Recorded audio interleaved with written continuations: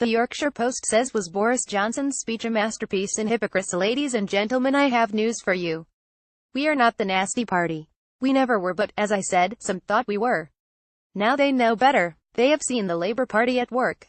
Behind its leader's facade of a kinder, gentler politics lies intolerance, abuse, manipulation of facts and students, intimidation, racial prejudice and a deepest red mob ritually paraded by its momentum mainspring. They are outside this conference hall trying to kid the public that Labour's is now mainstream politics. The British people now know where that would take them, into a Marxist dictatorship of the proletariat ruled by a new elite that hates Britain's glorious past and its current democracy and constitutional monarchy. Labour, as presently constituted, is not the future. It is not even the past. It is the present nightmare. My responsibility and your responsibility, repeat responsibility, is to stop this nightmare becoming a reality. We must fight as never before to prevent any such fate befalling this country. Only we can do it. We are the only substantial party that respects democracy. We are the only party that will deliver an independent, sovereign and outward-looking Britain. Brexit is what the people willed and it is what they will get. We are the only party that will practice prudent economics, the only means of securing steadily rising prosperity for all. We are the only major party that believes in responsible capitalism, manifestly the only system yet invented by man that combines freedom with the steady improvement of the mass of people. The Yorkshire Post says it's time for unity over Brexit for the sake of British businesses, and we are the only major party that believes in defending Britain against potential enemies, and those of our allies. We do not consort with terrorists. We are the future. Without us the prospect is only of decline and fall into totalitarian penury and irrelevance. I confess I have made a poor start in fighting off this menace by calling an election for which we were not ready and which cost us an overall majority. But we live and learn. Let us now unite in recovering our independence as a nation and securing our future by careful, sensible and listening government. In short, the fight back starts here.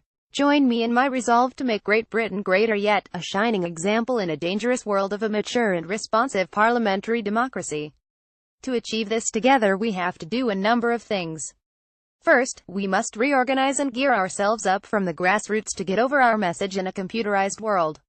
Perhaps we thought the battle for free markets within a global regulatory framework had been won 30 years ago and we got complacent. We must wake up to our responsibilities and apply ourselves to the task of protecting our way of life. Second, we must recognize that while we are an open party that welcomes debate, we must not put off the people with public disputation. Third, we must bring a sense of responsibility to international relations, which have become difficult. Our motto is peace through strength, including the strength of purpose that is necessary to settle issues peacefully. Time to shape up. May sends out warning to feuding cabinet members. Given all this, and an unshakable belief in the dynamism of our nation once freed of the yoke of the debilitating European Union, there is no limit to what we can achieve. But we shall have to work for it. Money does not grow on trees. The NHS, education, welfare and public services generally cannot be sustained by opening our borders to all comers or throwing money we do not have at them. We have to develop better structures and management that deliver a new drive for excellence and achievement in our schools and a recognition that we shall have to care better for more elderly people as the years go by. There is no end to the challenges that confront modern government. But our job is not merely to face up to them but to work out solutions that benefit us all and not just the few. Never was the nation more in need of a conservative government dedicated to sovereignty, a free market and rising prosperity. Well, I recognize that need. I have willingly taken up the challenge. I do not kid you, it will all be plain sailing. But I am confident that if we put our backs into it and persevere we shall succeed. Let's go for it. Read more. The Yorkshire Post says Was Boris Johnson's speech a masterpiece in hypocrisy?